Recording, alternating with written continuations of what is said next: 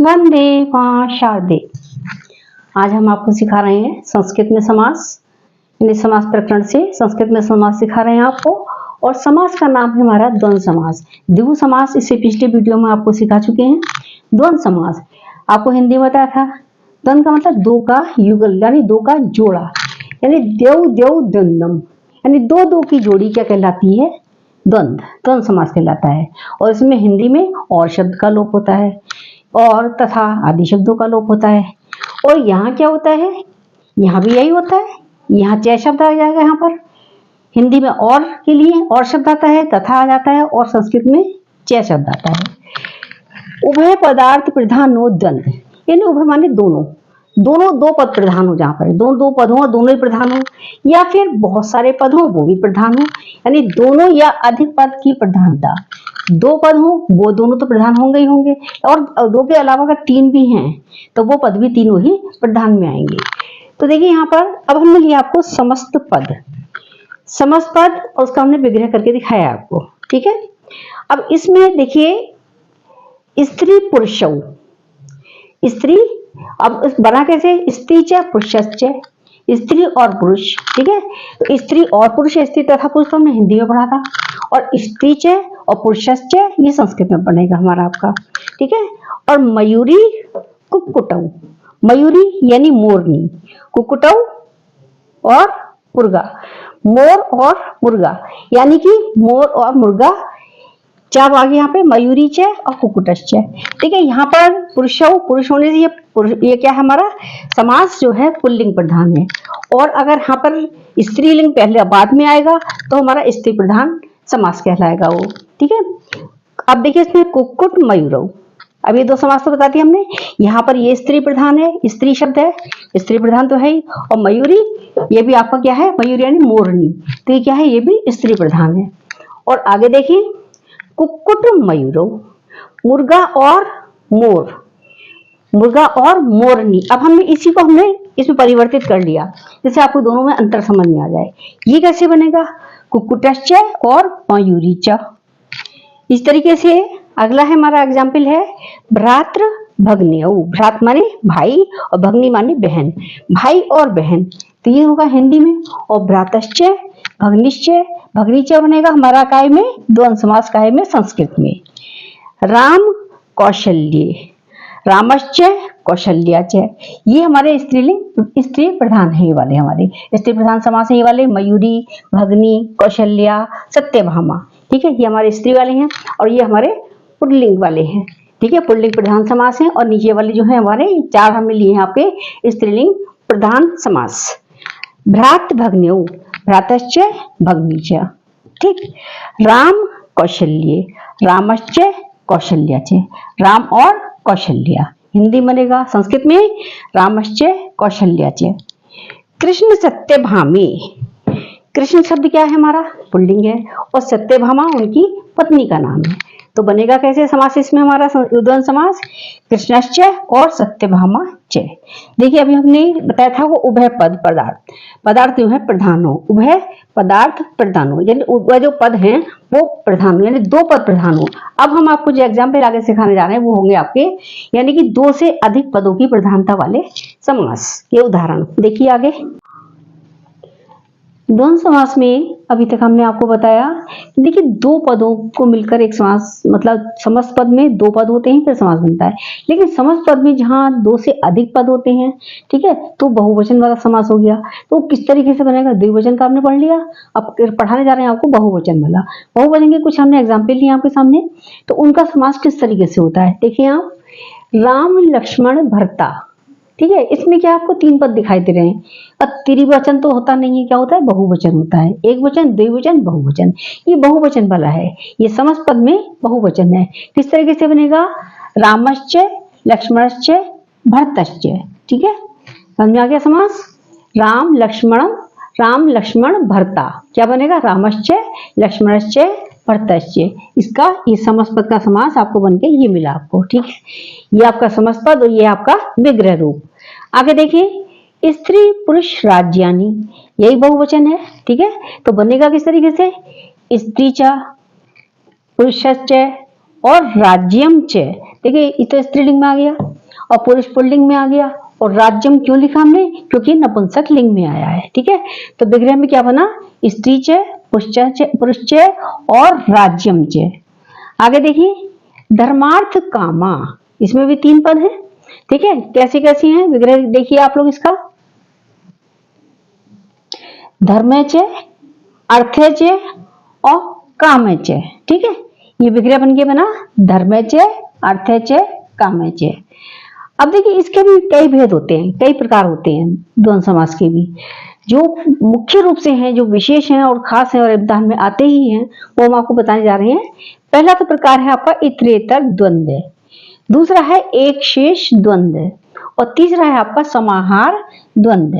ठीक है, तो देखिए हिंदी में तो हमने आपको बताया था क्योंकि जरूरत ही नहीं थी इसकी हिंदी में इस तरीके से कराने की, लेकिन जब संस्कृत में है आपका तो हमें आपको लिए बताना जरूरी है, आपको कराना जरूरी है और आपकी तैयारी के लिए विशेष आवश्यक भी है। तो हमने सबसे पहले इसमें लिया इतरेतर द्वंद्व, समास के प्रकार में से हमने लिया सबसे पहला इतरेतर द्वंद्व। ठीक है, ये किस तरीके से होगा? इस समास में विभिन्न पद अपने वचन आदि से मुक्त होकर क्रिया के साथ बंधे होते हैं, क्रिया के साथ युक्त होते हैं, बंधे होते हैं। किस तरह बंधे होते हैं देखिए आप। मृग काकऊ पहला एग्जाम्पल है आपका। समस्पद क्या है? मृग काकऊ। समस्पद की बात है, विग्रह क्या है इसका? मृगश्च काकश्च, यानी मृग और कौआ। मृगश्च काकश्च, मृग और कौआ। ठीक है, और अगर हिंदी में होता तो मृग और कौआ हम इस तरीके से लिखते, मृग और कौआ करके लिखते। ठीक है, लेकिन संस्कृत में इस तरह लिखा जाएगा। कृष्णा अर्जुनौ, कृष्णश्च अर्जुनश्च। पुत्र कन्ये, पुत्र च कन्या च। पुत्र क्या में आएगा? पुल्लिंग में आएगा और कन्या स्त्रीलिंग में आएगा। कन्या हैगा या लिखा जाएगा यहाँ पर कन्या च, पुत्र च कन्या च। अगला एग्जाम्पल आपका हमने लेके आए हैं आपके लिए, सुखे दुखे, सुखम च दुखम च। ठीक, दूसरा है आपका राम कृष्णौ, रामश्च कृष्णश्च।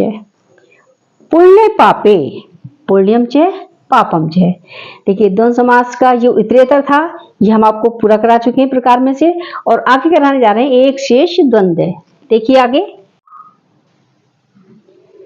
दूसरा देखिए, एक शेष द्वंद्व, इसमें एक ही पद शेष रहता है और बाकी जो है वो गायब हो जाते हैं यानी लुप्त हो जाते हैं। ठीक है, एक शेष द्वंद्व, इस द्वंद्व समास में इस वाले में केवल एक ही पद जो है वो शेष हो रहता है और अन्य सभी लुप्त हो जाते हैं। अब जैसे कि पितरौ शब्द है, अगर हम पितरौ का हिंदी अर्थ करें तो क्या बनेगा? दो पिता।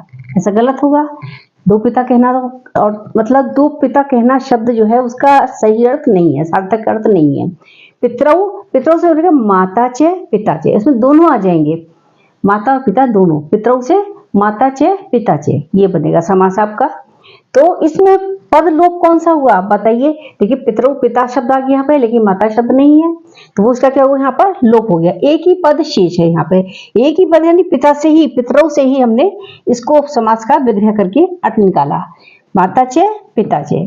बालकौ, देखिए बालकौ में अब यहाँ है दोनों बालक। ठीक है, देखिए दोनों बालक अगर हम संस्कृत में कहीं अनुवाद करते हैं तो बालकौ शब्द आएगा हमें, बालके बालकौ बालकः।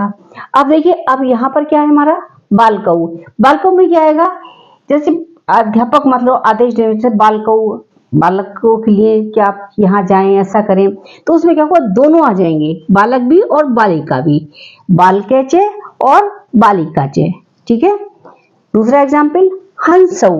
ठीक है, इस तरह हंसौ में हम करेंगे, विग्रह करेंगे। किस तरह करेंगे? हंस चे हंसी चे, हंस और हंसी यानी दोनों, हंस चे और हंसी चे। इस तरह के भ्रातरौ। ठीक है, भ्रातरौ वही सब में एक ही चीज आई है, पितरौ, भ्रातरौ, बालकौ, हंसौ, पुत्रौ, ससुरौ, इस तरीके से। लेकिन हम उसका जो विग्रह करेंगे वो हम अलग अलग करके बताएंगे। किस तरह बताएंगे देखिए आप। भ्रातरौ यानी भ्राता चे स्वसा से, स्वसा कहते हैं बहन को। ठीक है, स्वसा माने बहन, और यहाँ पे भगनी भी लिख सकते हैं, भ्राता चे भगनी चे भी लिख सकते हैं आप। लेकिन एक नया शब्द आपके सामने आया है, हो सकता है आपको मालूम हो या ना मालूम हो, लेकिन फिर भी जानना जरूरी है। स्वसा चे यानी भ्राता चे और स्वसा चे। पुत्रौ, पुत्र, पुत्रों का बनेगा पुत्र है, पुत्र है चे और दुहिता चे। दुहिता पुत्री के लिए कहते हैं, पुत्री चे भी लिख सकते हैं यहाँ पे। पुत्रः च और पुत्री च भी लिख सकते हैं, और पुत्रः च और द्विता च भी लिख सकते हैं। श्वशुरौ, श्वशुरश्च और श्वशुरश्च माने यानी सास, और श्वशुराश्च यानी ससुर, सास और ससुर। तो क्या बना आपका यहाँ पर द्वंद्व समास। कौन सा वाला? एक पद शेष वाला, जिसमें एक पद शेष द्वंद्व समास, एक शेष द्वंद्व समास। अब दूसरा देखिए आप, नंबर तीसरा जो हमने 3 प्रकार बताए थे उसमें एक समाहार द्वंद्व भी है, उसको भी आप समझ लीजिए। समाहार, देखिए समाहार से आप समझ रहे होंगे कि हमने द्विगु समास जब कराया था तो आपको समाहार करना सिखाया था, लेकिन उसमें अंतर क्या होता है, प्रथम पद जो वो संख्यावाचक होता है, और यहाँ पर क्या होता है, एक वचन का प्रयोग में आता है वो, और नपुंसक लिंग के उसमें आता है। अब एक वचन में देखिए, एक वचन हो, देखने में आपको लगेगा एक ही वचन है, लेकिन होता क्या है, अब जैसे मान लीजिए हमने पढ़ा इंग्लिश में पढ़ा होगा अपने कलेक्टिव नाउन। कलेक्टिव नाउन में क्या होता है, क्लास होता है, क्लास माने कक्षा, कक्षा में क्या होता है, बच्चों का समूह होता है। आर्मी, आर्मी माने सेना, तो सेना में क्या होता है, सेना के सिपाहियों का समूह होता है। बंच, बंच माने गुच्छा, तो उसमें क्या होता है, जैसे चाबी का गुच्छा हो, अंगूर का गुच्छा हो, तो क्या होगा उसमें, गुच्छा शब्द एक वचन आपको लग रहा है देखने में, लेकिन कहा कैसे प्रयोग होगा, वो बहुवचन है वास्तव में बहुवचन। तो इस तरीके से मिलकर इसमें देखिए अब आप, समाहार द्वंद्व, एक ही तरह के कई पद मिलकर समाहार होना।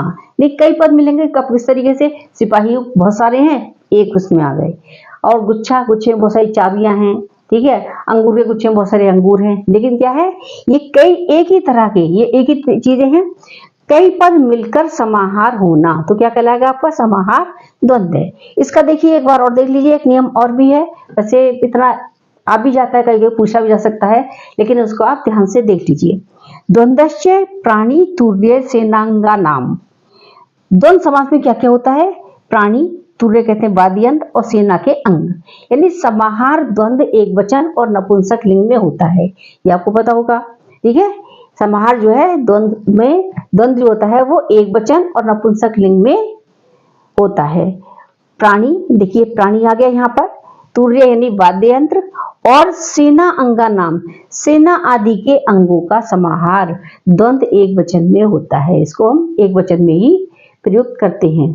अभी बता दें आपको, आर्मी, क्लास, बंच, ठीक है, तो क्या है, एक वचन में है और इनका समूह होता है, लेकिन क्या होता है, समाहार में आता है ये। जैसे अब एग्जाम्पल हम लिया, आपका समझपद है आपका पाणी पादव, पाणी माने हाथ, पादव माने पैर, यानी दो हाथ और दो पैर, ठीक है। पाणी च पादव च तेषाम समाहार, तेषाम माने उनका। अब यहाँ बहुवचन बहुत सारे हो गए, देखिए दो पैर, दो हाथ, चार हो गए, ठीक है, चार तो लिखेंगे नहीं, बहुवचन में लिखेंगे नहीं, किस तरह लिखेंगे, तेषाम समाहार, तेषाम माने उनका, तेषाम आपका आ गया, उनका, काकी के आपने पढ़ा हुआ है षष्ठी विभक्ति में, बहुवचन में है, लेकिन क्या है यहाँ पर, पाणी च पादव च तेषाम समाहार है।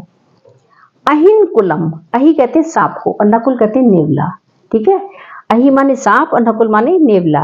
अहिश्चय और अहिश्चय और नकुलश्चय, तयो समाहार है, तयो माने उन दोनों का समाहार होना, उन दोनों का समूह होना, ठीक है। तो यहाँ पर ये हुआ आपका, अहि माने सांप और नकुल माने नेवला। आगे इसके और एग्जाम्पल देखिए अब आप,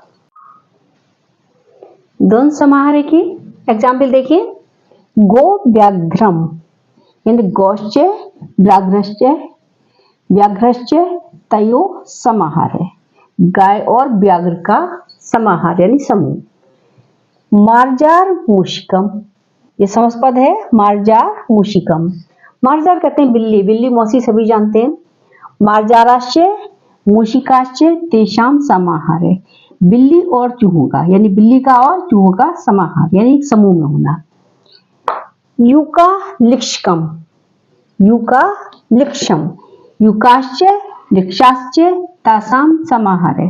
देखिए जब आप बड़ी क्लास में जाएंगे, नाट्य शास्त्र है और तुम्हारी लघु सिद्धांत कौमुदी है, उसमें शब्द जरूर आएगा पढ़ने में, लुक, ये शब्द है युका लिक्षा और रज, युका लिक्षा रज, ये हमने पढ़ा हुआ है, एमए क्लासेस में पढ़ा है और आप लोग भी आगे बड़ी क्लासेस में पढ़ेंगे इसको।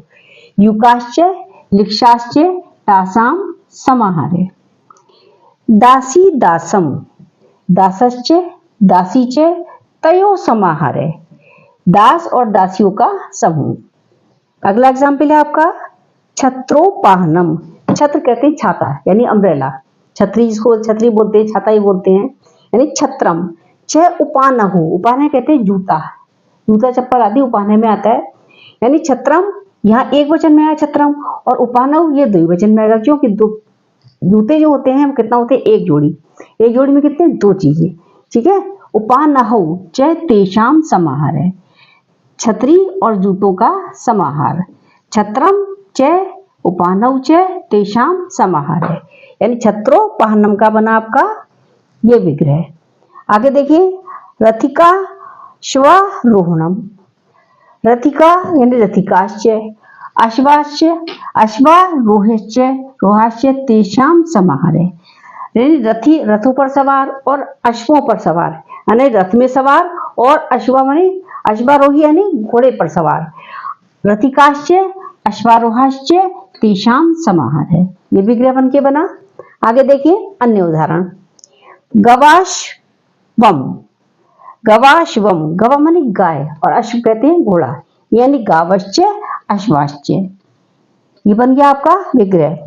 बाघ मनस्य, यानी बाघच मनश्च, ये आगे एग्जाम्पल है, इसके कुछ एग्जाम्पल और हैं, वो आगे आप देखिए। अन्य एग्जाम्पल देखिए, अहोरात्र, अहश्च रात्रिच, रात्रिश्च, ठीक है, अह दिन और रात रात्रि, दिन और रात, ठीक है, ये हमने पढ़ा, दिन रात पढ़ा है, दिन डैश रात, ठीक है, ये पढ़ा हुआ दिन और रात, इसमें पढ़ा है ना, इसमें द्वंद समास में, और ये पहचान है इसकी। लेकिन यहाँ पर जो है इस तरीके का नहीं होता है, संस्कृत में थोड़ा सा इसलिए होता है, वो कठिन होता है, अभी दोनों पद यहाँ मिले हुए हैं, तो वहां क्या होता है, दिन रात, और दिन और रात के बीच में क्या होता है, आपका योजक चिन्ह लगा होता था, हमने बताया आपको। लेकिन यहाँ पर क्या है, ये पूरा पद एक साथ होता है, और आपको इसमें इसको विग्रह के रूप में बताना पड़ता है। अहोरात्र यानी अहश्च रात्रिश्च, द्वित्रा, द्वि माने दो, त्रा माने तीन, यानी दो के लिए क्या आएगा, द्यौ वा त्र्यौवा, द्यौ वा त्र्यौवा, दो या तीन, तो क्या समास का विग्रह हुआ आपका, द्यौ वा त्र्यौवा। आगे देखिए, कुशीलवौ, कुशीलवौ इसमें क्या है, देखिए, कुशश्च लवश्च, यानी कुश और लव, कुशश्च माने कुश, च माने और, लवश्च माने और लव, यानी कुश और लव, ये विग्रह बना। द्यावा भूमौ, द्यावा कहते हैं द्यौ, द्यौ या द्यावा किसको कहते हैं, अंतरिक्ष यानी आकाश को, गगनम वर्णव आपने पर्यायवाची में पढ़ा होगा। द्यावा भूमौ, द्यौश्च भूमिश्च, अहर्निशम, है वही दिन जो हमने यहाँ पर बताया था, अहोरात्र, ऐसी अहर्निशम ये शब्द आ सकता है आपके लिए। अह माने दिन और निश माने रात्रि, अहश्च और निशाश्च यानी दिन और रात। मित्रावरणौ, मित्रश्च वरुणश्च, मित्र और वरुण, मित्र और मित्रदेव वरुण देव भी पढ़ेंगे, आपको आप लोग पढ़ पाएंगे ऋग्वेद में, ऋग्वेद में सबका वर्णन है, वायुदेव, अग्निदेव, इंद्रदेव और रुद्रदेव, शिव के लिए रुद्रदेव का प्रयोग हुआ है वहां पर। अग्नि वायु, अग्नि और वायु ये दोनों भी आपको पढ़ने में आएंगे ऋग्वेद में। अग्नि वायु, अग्निश्च वायुश्च, द्यावा पृथ्व्यौ, द्यौ माने वही बताया आपको, अंतरिक्ष आकाश, ठीक है, द्यावा पृथ्वी का बनेगा द्यौश्च पृथ्वी च। सूर्य चंद्रमसौ, ये एग्जाम्पल है, समझपद क्या है आपका, सूर्य चंद्रमसौ, सूर्यश्च चंद्रमाश्च, तो ये आपका विग्रह करके बताया। इसके हमने ढेर सारे एग्जाम्पल आपको करा दिए हैं, इसमें से बच के कहीं जाएगा ही नहीं। आप किसी प्रतियोगी परीक्षा में बैठने जा रहे हैं अथवा किसी क्लासेस के लिए हैं, तो कोई भी एग्जाम्पल हमने आपको ऐसा छोड़ा नहीं है जो आपके लिए ना हो या आपके एग्जाम में आ जाए और आप उसे ना समझ पाए। मिलते जुलते तो आप कर सकते हैं, मिलते जुलते आ भी सकते हैं, आएंगे ही, लेकिन हमने ऐसे लेकर के चले हैं जो आपको उसमें सारे ही नियम आ जाएं। ठीक है, अच्छा जी, आज के लिए इतना ही। नमस्कार, धन्यवाद। मेरे चैनल को सब्सक्राइब कीजिए, लाइक कीजिए, शेयर कीजिए और अगली वीडियो का इंतजार कीजिए।